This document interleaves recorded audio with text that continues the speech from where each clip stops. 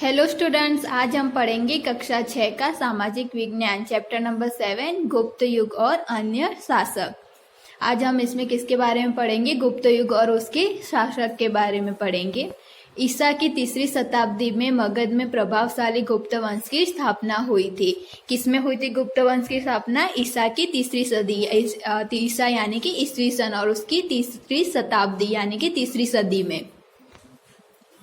गुप्त वंश ने भारत में राजनीतिक एकता, शासक और सुरक्षा स्थापित की थी। इससे अपूर्व समृद्धि आई थी। किसकी वजह से अपूर्व समृद्धि आई थी? गुप्त वंश की वजह से, जिन्होंने क्या भारत में स्टार्ट करा था? एकता, शांति और सुरक्षा स्थापित करी थी, जिसकी वजह से भारत में समृद्धि आई थी। गुप्त युग को भारत का स्वर्ण युग कहा जाता है। अब देखो, गुप्त युग का क्या कहा जाता है? भारत का स्वर्ण युग कहा जाता है। अब देखो, अगर आपका ऐसा कोई क्वेश्चन आए कि स्वर्ण युग किसे कहा जाता है भारत का, तो उसमें क्या लिखोगे आप? गुप्त युग लिखोगे। स्वर्ण युग अर्थात देश की समग्र प्रजा की सर्वोत्कृष्ट प्रगति। स्वर्ण युग अर्थात देश की समग्र प्रजा की सर्वोत्कृष्ट प्रगति। गुप्त सम्राटों ने लोगों को शांति और समृद्धि दी, जिसकी प्रशंसा विदेशी पर्यटक भी करते हैं। विदेशी पर्यटक यानी कि जो पहले विदेश के लोग भारत की यात्रा के लिए आते थे, भारत प्रदर्शन के लिए आते थे, वो लोग भी इसकी प्रशंसा करते हैं। गुप्त युग के स्वर्ण युग में गुप्त सम्राटों की सर्जनात्मक सोच थी। चलो अब हम पढ़ेंगे चंद्रगुप्त प्रथम के बारे में। मगध के साम्राज्य में श्रीगुप्त गुप्त वंश के स्थापक थे। उस साम्राज्य कौन थे? श्रीगुप्त जो थे गुप्त वंश के स्थापक थे, यानी कि उन्होंने गुप्त वंश की स्थापना की थी। उनके पुत्र का नाम घटोत्कच गुप्त था। किसके पुत्र का नाम? श्रीगुप्त के पुत्र का नाम क्या था? घटोत्कच गुप्त था।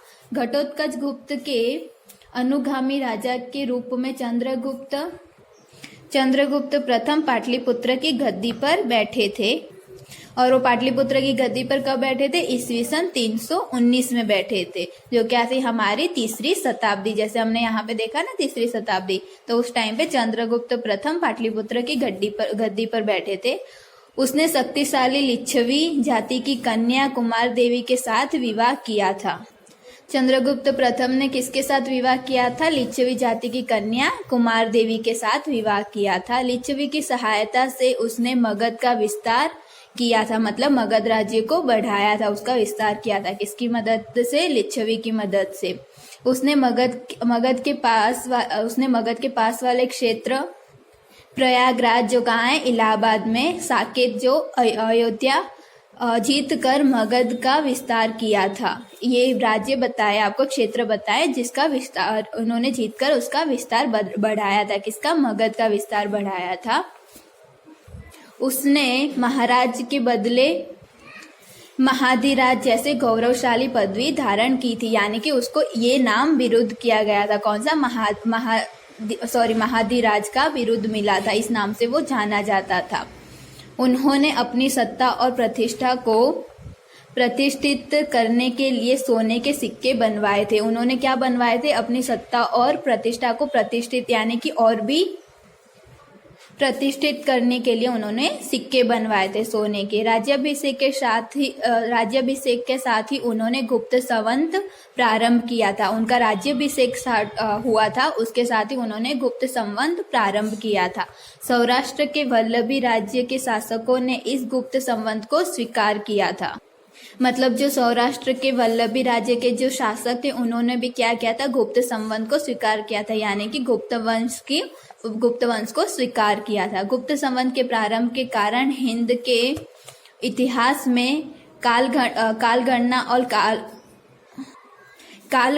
और कालक्रम के अनुसार ऐतिहासिक घटनाओं का क्रम दिया गया। तो चलो अब हम देखेंगे सम्राट समुद्रगुप्त के बारे में। चंद्रगुप्त प्रथम के बाद उनके प्रतापी पुत्र समुद्रगुप्त गद्दी पर बैठे थे। तो जैसे ही एक राजा के बाद उनके पुत्र उनकी गद्दी पे बैठते, तो वैसे ही चंद्रगुप्त के बाद उनके प्रतापी पुत्र समुद्रगुप्त गद्दी पर बैठे थे। तो समुद्रगुप्त कौन थे? चंद्रगुप्त प्रथम के पुत्र थे। समुद्रगुप्त के समय की जानकारी प्रयागराज के स्तंभलेख, प्रयाग प्रशस्ति और उनके सिक्के पर से मिलती है। अब देखो हमें समुद्रगुप्त के समय की जानकारी कहाँ से मिलती है? प्रयागराज के स्तंभ लेख से, जिसका नाम क्या है? प्रयाग और प्रशस्ति, और उनके सिक्के जो उन्होंने बनवाए थे उनकी जानकारी हमें वहां से मिलती है। यह प्रशस्ति राजकवि हरिसेन ने की थी। यह प्रशस्ति किसने की थी? राजकवि हरिसेन ने की थी। उसमें सम्राट चंद्रगुप्त के दिग्विजय और सांस्कृतिक उपलब्धियों का वर्णन मिलता है। किसमें मिलता है हमें?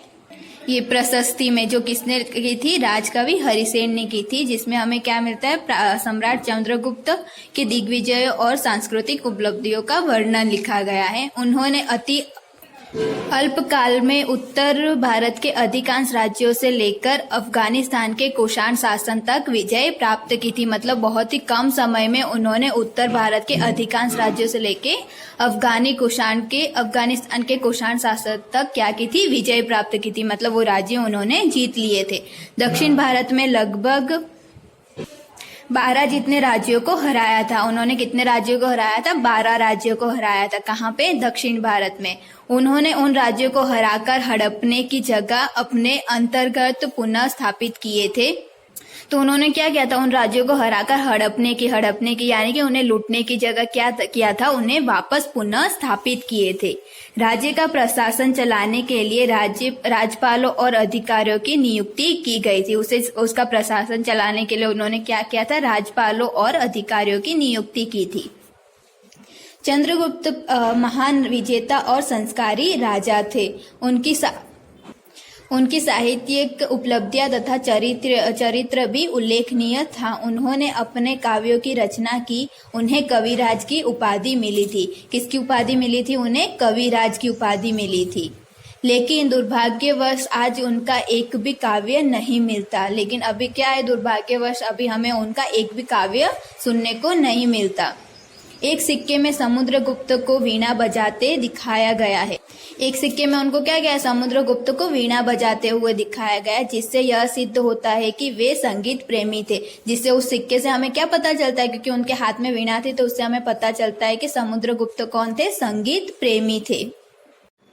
उनके शासनकाल में अनेक मंदिर, बौद्ध विहार और जैन उपाश्रय बनाए गए थे।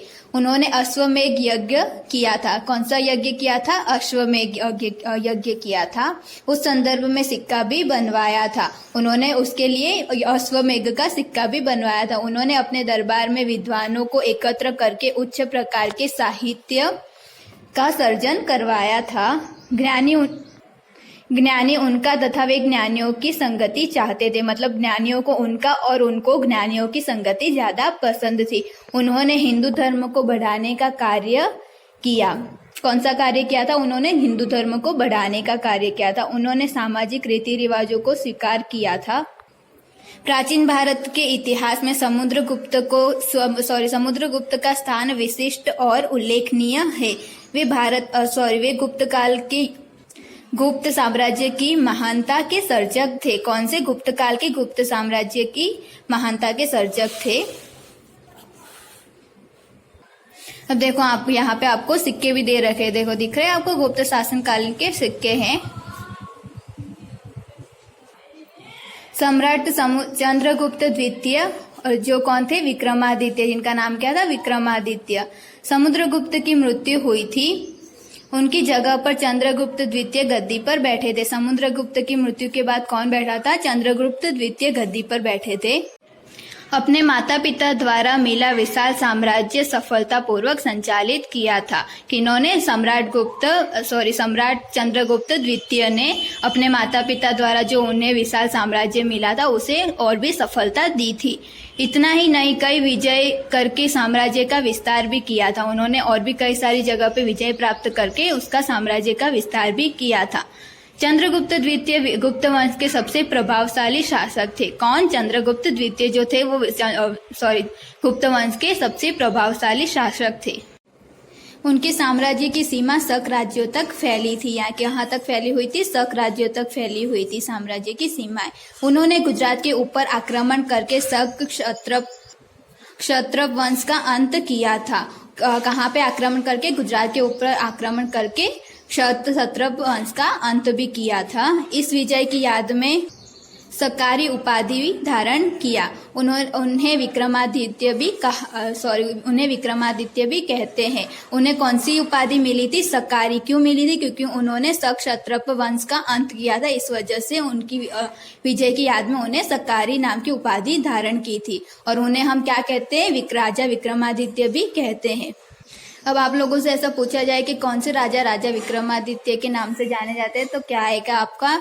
सम्राट चंद्रगुप्त द्वितीय, जो किस नाम से भी जाने जाते हैं? राजा विक्रमादित्य नाम के भी जाने जाते हैं।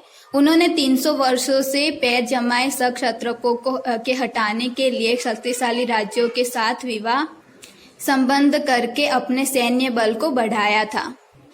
तब देखो ये क्षत्रप ये कितने सालों से थे? 300 सालों से उनका राज चलता था। तो उन्हें हटाने के लिए विक्रमादित्य ने क्या किया था? शक्तिशाली राज्यों के साथ विवाह संबंध, यानी कि ऐसे किसी शक्तिशाली राज्यों के साथ लड़की के साथ विवाह करके विवाह संबंध बनाया था और अपनी सेना को मजबूत बनाया था, जिसकी मदद से उन्होंने क्षत्रप राज्य को वंश को हरा के फिर वहां पे विजय प्राप्त की थी।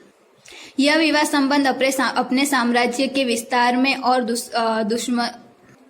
दुश्मनों को हराने में खूब उपयोगी बना था। मतलब ये विवाह संबंध था जो किसके लिए उपयोगी बना था? साम्राज्य के विस्तार करने में और दुश्मनों को हराने में उनका उपयोग हुआ था, यानी कि उन्होंने मदद करी थी। जिनके साथ उन्होंने विवाह संबंध किया था उन लोगों ने उनकी राजा विक्रमादित्य की मदद की थी, जिसकी मदद से उन्हें विजय प्राप्त हुई थी। नए जीते प्रदेश महत्वपूर्ण थे। गुजरात और सौराष्ट्र के समृद्ध प्रदेश भृगुकच्छ यानी भरूच और स्तब्ध तीर्थ यानी खंभात के चालू बंदरगाह गुप्त साम्राज्य को प्राप्त हुए थे। गुजरात और सौराष्ट्र के जो बंदरगाह थे वो किसे प्राप्त हुए थे? गुप्त साम्राज्य को प्राप्त हुए थे। कौन सा है? भृगुकच्छ और स्तब्ध तीर्थ, ये दोनों उन्हें प्राप्त हुए थे बंदरगाह। परिणाम स्वरूप समुद्री व्यापार अधिक बढ़ा था और गुप्त राजा अथाह संपत्ति के मालिक हुए। तो वो जो समुद्री व्यापार बढ़ने की वजह से गुप्त राजा क्या हुए थे? उनकी संपत्ति बहुत ही बढ़ गई थी और वो बहुत ही अधिक संपत्ति के मालिक हुए थे। अब देखो यहाँ पे आपको एक नक्शा दे रखा है, वो कौन सा? गुप्त शासित भारत का मानचित्र। यहाँ पे गुप्त शासित, ये जो देख रहा है आपको, ये है गुप्त शासित, इनका शासन चल रहा था यहाँ पे गुप्त वंश का।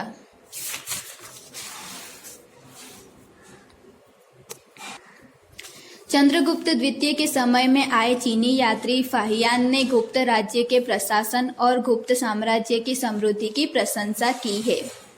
अब देखो किसने प्रशंसा की थी गुप्त साम्राज्य की? चीनी यात्री फाहियान ने। इसने गुप्त राज्य के प्रशासन और उसके साम्राज्य समृद्धि की प्रशंसा की है। चंद्रगुप्त द्वितीय वैष्णव धर्मी होने के बावजूद अन्य धर्मों के प्रति आदर भाव रखते थे। मतलब कौन से धर्मी थे? वो वैष्णव धर्मी थे। उसके बावजूद भी उन्हें दूसरे धर्मों के प्रति बहुत ही आदर था। वो किसी की डिसरिस्पेक्ट नहीं करते, सारे धर्मों की वो आदर करते थे। उनके सेनापति आम्रकार देव बौद्ध धर्मी और राज्य मंत्री वरसेन शैव धर्मी थे। तो उनके जो सेनापति थे आम्रकार, जिनका नाम क्या था? आम्रकार देव, वो कौन से धर्मी थे? बौद्ध धर्मी। और जो राज्य मंत्री वरसेन था, जिनका नाम, वो कौन से धर्मी थे? शैव धर्मी थे। राजधानी पाटलिपुत्र में भी अनेक बौद्ध मठ थे। तो उनकी राजधानी कौन सी थी? पाटलिपुत्र थी। वहां पे भी अनेक बौद्ध मठ थे। उनके शासनकाल के दौरान सांस्कृतिक उपलब्धियों के कारण ही गुप्त युग स्वर्ण युग बना था। तो गुप्त युग स्वर्ण युग क्यों कहलाया गया? क्योंकि उन्होंने सांस्कृतिक उपलब्धियां धारण की थी, इस वजह से गुप्त युग स्वर्ण युग कहलाया गया। वे विद्वानों और कवियों को आश्रय देने वाले थे, मतलब उनको सहारा देते थे, विद्वानों को और कवियों को। संस्कृत भाषा के महान कवि और नाटक लेखक कालिदास उनके राजकवि थे। कौन? कालिदास उनके राजकवि थे। तो कालिदास कौन थे? महान कवि और नाटक लेखक थे। किस भाषा के? संस्कृत भाषा के थे, जिनका नाम था कालिदास। और वो कौन थे? उनके राजकवि थे। धन्वंतरी उनके राजवैद्य थे। तो कौन थे उनके राजवैद्य? धन्वंतरी, जिनका यह नाम दे रखा है वो थे। वैज्ञानिक वराह मिहिर, वेताल भट्ट, अमरकोश के रचयिता अमर सिंह जैसे रत्नों से राज दरबार शोभित था। तो उनके राज दरबार में कौन था? वरामीर, वेतालपट, अमरकोश के रचयिता अमर सिंह जैसे रत्न थे। कहाँ पे? उनके राज दरबार में। उनके समय में शिल्प, स्थापत्य और चित्रकला का सुंदर विकास भी हुआ था। किस समय में? राजा विक्रमादित्य के समय में शिल्प, स्थापत्य और चित्रकला का विकास हुआ था। अजंता के कई कला मंडप उनके समय में बनाए गए थे। उन्होंने राजधानी पाटलिपुत्र में अनेक बौद्ध मठ बनवाए थे। दिल्ली के पास मेहरौली का लौह स्तंभ उनके समय में बना था, जो सदियों से गर्मी और वर्षा के बाद भी जंग रहित खड़ा है। दिल्ली में कौन सा स्तंभ है? मेहरौली का लौह स्तंभ है, जो इतने सदियों के बाद, वर्षा और गर्मी के बाद भी वहां पे जंग नहीं लगा है, वो जंग रहित है। देखो यहाँ पे दिख रहा है आपको मेहरौली का लौह स्तंभ, ये रहा, ये यहाँ पे इतने सदियों से खड़ा है, फिर भी यहाँ पे जंग नहीं लगा है। उन्होंने पाटलिपुत्र के अलावा उज्जैन को दूसरी राजधानी बनाया था। कौन सी राजधानी बनाई थी उन्होंने? दूसरी, उज्जैन को। पाटलिपुत्र तो थी, उसके अलावा उज्जैन को भी दूसरी राजधानी बनाई थी। उन्होंने राज्य को अलग अलग प्रशासनिक इकाइयों में बांटकर शासन किया। लगभग ईस्वी सन 414 के दौरान महान सम्राट चंद्रगुप्त विक्रमादित्य की मृत्यु हुई थी। तो उनकी मृत्यु कब हुई थी? ईस्वी सन 414 के दौरान उनकी मृत्यु हुई थी। तो चलो अब हम देखते हैं गुप्त साम्राज्य का अंत, यानी कि उस साम्राज्य का अंत किस तरह से हुआ था। चंद्रगुप्त द्वितीय की मृत्यु के बाद उनके प्रतापी पुत्र कुमारगुप्त प्रथम गद्दी पर बैठे थे। चंद्रगुप्त द्वितीय की मृत्यु के बाद कौन बैठा था? उनके पुत्र कुमारगुप्त प्रथम उनकी गद्दी पर बैठे थे। उनके समय में नालंदा की प्रसिद्ध बौद्ध विद्यापीठ और अजंता की गुफाएं तैयार की गई थी। तो उनके समय में क्या तैयार किया गया था? नालंदा की प्रसिद्ध बौद्ध विद्यापीठ और अजंता की गुफाएं बनी थी। किसके समय दौरान? कुमारगुप्त प्रथम की समय काल के दरमियान ये दोनों चीज बनवाई गई थी। देखो आप लोगों को दिखे, ये रही विद्यापीठ और ये है अजंता की गुफाएं, ये बनाई गई थी। कुमारगुप्त प्रथम के बाद उसके वीर पुत्र स्कंदगुप्त ने गद्दी संभाला था। उनके कुमारगुप्त प्रथम के बाद उनके पुत्र गद्दी पर बैठे थे, जिनका नाम क्या था? स्कंदगुप्त थे। स्कंदगुप्त के बाद के निर्बल शासक उन्मादी और शक्तिशाली हुणों के आक्रमण का सामना नहीं कर सके और गुप्त साम्राज्य ईस्वी सन 550 में छिन्न भिन्न हो गया। तो ये जो स्कंदगुप्त के बाद जो निर्बल शासक उन्मादी, वो शक्तिशाली हुणों के आक्रमण का सामना नहीं कर पाया और उसकी वजह से गुप्त साम्राज्य क्या हो गया? छिन्न भिन्न हो गया, यानी कि उसका अंत आ गया। कौन सी सदी में? ईस्वी सन 550 में उसका अंत आ गया। तो देखो बच्चों, आज के वीडियो में हमने चंद्रगुप्त प्रथम, चंद्रगुप्त द्वितीय और गुप्त साम्राज्य के अंत किस तरह से आया, ये 3 टॉपिक के बारे में जाना। अब इसके आगे के टॉपिक हम नेक्स्ट वीडियो में देखेंगे। Okay, thank you students.